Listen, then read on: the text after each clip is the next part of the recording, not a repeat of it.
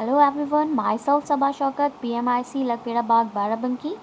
As you all know that in the previous module we have learned about matter in our surrounding some topics and आज मैं आप लोगों को बताने जा रही हूँ कि हम लोगों ने कौन कौन से टॉपिक्स को कवर कर लिया है. ओके, तो फर्स्ट ऑफ ऑल हमारा लर्निंग आउटकम क्या है. Chapter 1 matter in our surrounding, matter definition, physical nature of matter, characteristics of matter, classification of matter, solid, liquid and gas, activity 1, 2, 3, difference between solid, liquid and gas, interconvertibility and sublimation.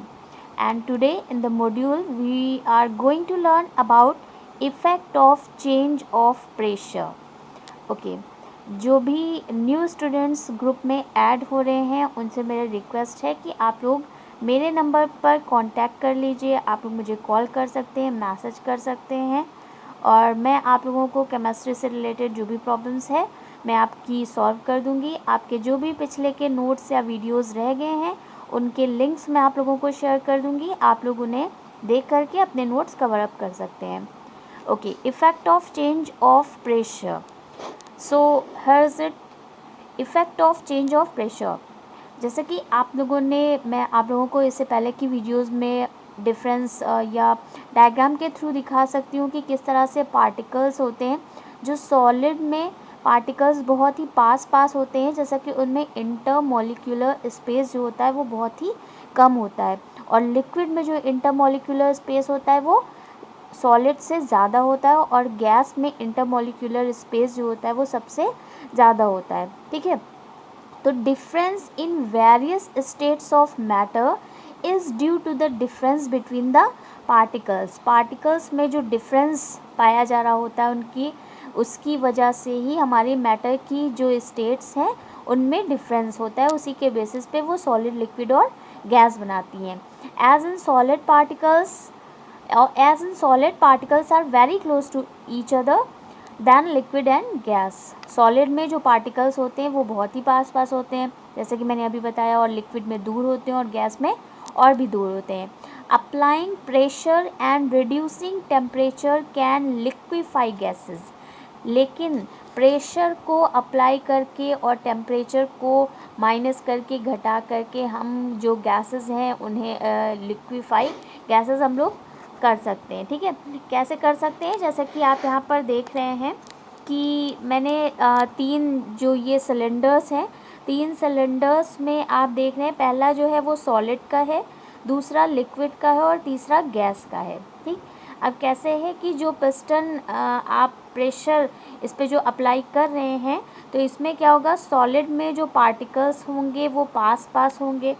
जब हम क्या करते हैं, अब इधर से आप इधर देखिए कि जैसे ही हम पिस्टन को अंदर की तरफ प्रेशराइज करते हैं, जैसे कि हम उसे प्रेशर देते हैं, तो जैसे मान लीजिए आपका ये लास्ट वाला अगर आपका गैस पाया जा रहा है तो गैस में जो प्रेशर अगर हम डालेंगे तो वो क्या हो जाएगा, और भी दबती चली जाएगी, क्योंकि उसके मॉलिक्यूल्स कैसे हैं, गैस के मॉलिक्यूल्स जो हुए हैं वो फैले हुए हैं. ठीक है, या आप इस तरह से देख सकते हैं कि आप देखेंगे सिलेंडर 1 जिसमें कि आपका जो पिस्टन है वो सबसे ऊपर पाया जा रहा है, सिलेंडर 2 उसमें पिस्टन जो है वो बीच में पाया जा रहा है, और सिलेंडर 3 जो है उसमें वो पिस्टन जो है सबसे नीचे पाया जा रहा है.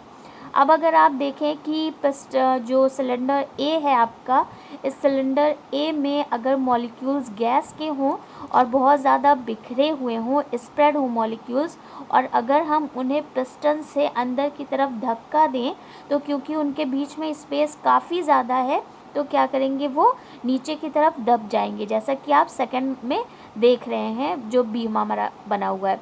उसके बाद अगर इस पर और भी प्रेशर अप्लाई किया जाए तो क्या होगा, इसके मॉलिक्यूल्स और भी नीचे दब जाएंगे, तो मॉलिक्यूल्स कैसे हो जाएंगे, पास आ जाएंगे. तो पास मॉलिक्यूल्स किस में होते हैं, लिक्विड में हो जाएंगे. तो इस तरह से जो हमारी गैस है वो क्या हो जाएगी, लिक्विड बन जाएगी. तो यही ऊपर लिखा है कि applying pressure and reducing temperature can liquefy gases. अब मैं आपको बता दूं कि आपको वर्कशीट में करना है what is solid carbon dioxide. Solid carbon dioxide क्या होती है, ठीक है. तो आपको भी मैंने बताया ना कि applying pressure and reducing temperature can liquefy gases. तो कार्बन डाइऑक्साइड गैस होती है, इस पर हम प्रेशर लगाएंगे तो वो लिक्विड बन जाएगी, और भी ज़्यादा हम प्रेशर लगाएंगे तो क्या बन जाएगी, वो सॉलिड बन जाएगी। तो applying pressure and reducing temperature make solid carbon dioxide. Then next है why solid carbon dioxide is called as dry ice. Solid carbon dioxide को ड्राई आइस क्यों कहते हैं, ठीक है, यहाँ पे मैंने आपको हिंट भी दे रखा है, because solid carbon dioxide converted directly to gases state. जैसे कि आप सब्लिमेशन में पढ़ चुके हैं कि सब्लिमेशन क्या होता है, कि conversion of solid directly changes into gas without undergoing any liquid phase. तो इसमें भी यही होता है कि क्योंकि जो सॉलिड कार्बन डाइऑक्साइड है वो डायरेक्ट गैस में चेंज हो जाती है, इसलिए हम इसे ड्राई आइस कहते हैं। और इससे रिलेटेड आप लोगों को कोई भी प्रॉब्लम हो, मुझे आप पर्सनली मैसेज या कॉल करके पूछ सकते हैं, और इस वर्कशीट को जल्दी से जल्दी करके मेरे पर्सनल नंबर पर आप सभी सेंड करेंगे। Thank you so much.